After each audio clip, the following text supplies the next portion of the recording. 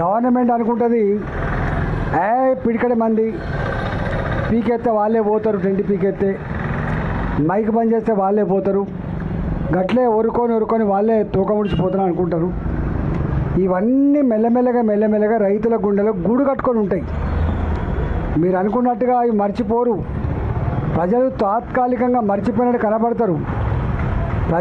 ప్రజలకు మేము ఓట్లేసి గెలిపించుకున్న ప్రభుత్వం మమ్మల్ని ఏడిపించుకునే ప్రయత్నం చేసినా, మమ్మల్ని అణచివేసే ప్రయత్నం చేసినా అప్పటికప్పుడు తిరుగుబాటు చేయకపోవచ్చు, కానీ గుండెల్లో మాత్రం పెట్టుకుంటారు. వాళ్ళ సందర్భం వచ్చినప్పుడు మాత్రం వారు కర్ర కాల్చి వాత పెడితే కొడుక ఏం జరుగుతుందో మీకు తెలుసు. కొడుక అంటే కూడా వాళ్ళ కోపం అవుతుంది. మేము తెలంగాణ భాష అది జనరల్గా మేము ఒక వ్యక్తిని ఉద్దేశించి మాట్లాడుతున్నది కాదు. మేము ఒకటే మళ్ళీ మేము విజ్ఞప్తి చేస్తున్నాం. ఏదో కాంగ్రెస్ పార్టీ నాయకులు ఎంపీ గారు ఎమ్మెల్యే గారు ఎక్కడికైనా పోతాం, గుర్తుపెట్టుకోండి. మేము డాంబికాల ఓటలం కాదు. మేము మా పదవి మా అలంకారం కోసం రాలే. మీరిచ్చిన ప్రజల ఓట్లకు పుట్టిందే మా ఎంపీ పదవి తప్ప మా అమ్మ ఇచ్చింది కాదు ఈ పదవి, మా నాన్న ఇచ్చింది కాదు ఈ పదవి. కొనుక్కుంటే దొరికే సరుకు కాదు ఇది. మల్కాజిరి ప్రజలు, వాళ్ళు కార్మికులు కావచ్చు, వాళ్ళు రైతులు కావచ్చు, అన్ని వర్గాల ప్రజలు వాళ్ళ ఆత్మను ఆవిష్కరించి బిడ్డ అని చెప్పి ఆశీర్వదించే వచ్చిందే ఈ ఎంపీ పదవి. వాళ్ళ కోసం ఎక్కడికైనా వస్తాం, వాళ్ళ కోసం దేనికైనా కొట్టడానికి సిద్ధంగా ఉంటాం తప్ప దాని నుంచి తప్పించుకునే ప్రసక్తి లేదు. నెంబర్ 1. నెంబర్ 2, మొన్న నేను ఎందుకో జిహెచ్ఎంసీకి పోయినా మీటింగ్ అయితే, అయ్యో మీరు మాజీ మంత్రి కదా, అందులో ఆర్థిక మంత్రి చేసిన కదా, మీరు ఎంపీ కదా, ఇది కౌన్సిల్ అంటే కార్పొరేటర్లు మాత్రమే ఉంటారు, మీరెందుకు వచ్చిందని చెప్పి అన్నారు. అంటే మా మల్కాజ్గిరిలో చాలా సమస్యలు ఉన్నాయి, నేను మా ప్రజల కోసం వచ్చిన, నేను మాజీ మంత్రినా ఆర్థిక మంత్రినా ఎంపీ నాకు గవర్నీ ఏం లేవు. నేను ఈ సభకు వచ్చి మా వాళ్ళ సమస్యలు కొంత ప్రస్తావిస్తే 4 పైసలు వస్తే ఇంత డెవలప్మెంట్ వస్తుందని చెప్పి వచ్చినా అని చెప్పి నేను కూడా మైక్ పట్టుకొని మాట్లాడినా. ఓ 20 నిమిషాలు మాట్లాడినాం. సమస్యలన్నీ చెప్పిన. సమస్యలు ఒక మల్కాజ్గిరి మాత్రమే చెప్పలే.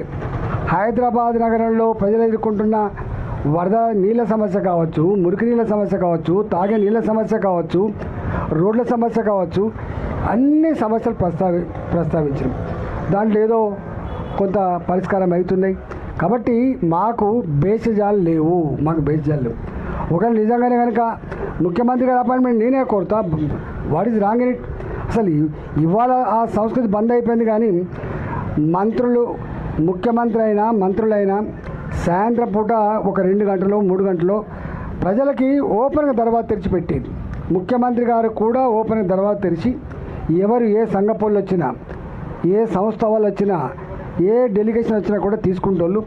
అట్లా సమస్యల పరిష్కారమని ఇప్పుడిప్పుడే అంతా గోడలు పెట్టుకునేదంతా ఇది మాది కాంగ్రెస్ పార్టీ, మా ఎమ్మెల్యే ఉంటేనే పనిచేస్తాం, మా ఎంపీ ఉంటేనే పనిచేస్తాం, మీరు మా ఎంపీ కాదు కదా, మా ఎమ్మెల్యే కాదు కదా అని మీ తాత జాగీరా అని చెప్పి అడుగుతున్నాం. మీకు ఓట్లు వేసిండ్రు, మాకు రాళ్ళు వేసిండ్రా, మాకు పెంకాసులు వేసిండ్రా? మీకైనా గవే ఓట్లు వేసిండ్రు, మాకైనా గవే ఓట్లు వేసిండ్రు. ఇలా మీకు అదృష్టమైన అధికారం వచ్చింది, చేసే దగ్గర ఉండరు. మాకు ప్రతిపక్షంలో కొట్లాడి బిడ్డ అని చెప్పి ఇచ్చింది. మేము కూడా మంత్రులు ఉన్నాం, కానీ గిట్లు ఎప్పుడు చేయలే. 24/7 ఎప్పుడంటే అప్పుడే ఫోన్లు ఎత్తేది, ఎప్పుడంటే అప్పుడే దర్వాజాలు ఓపెన్ చేసేది. కాబట్టి నేను మీకు మాటిచ్చిపోతున్నా, అవసరమైతే ముఖ్యమంత్రి గారికి నేనే అపాయింట్మెంట్ లెటర్ పంపిస్తా, ముఖ్యమంత్రి గారితో మాట్లాడతా. మాకు కావాల్సింది మా వాళ్ళ సమస్యల పరిష్కారం కావాలి, కానీ మాకు ఆయన లెటర్ నేను రాయడం వల్ల నా బొడ్ల వల్ల కింద పడిపోవు. గుర్తుపెట్టుకోండి.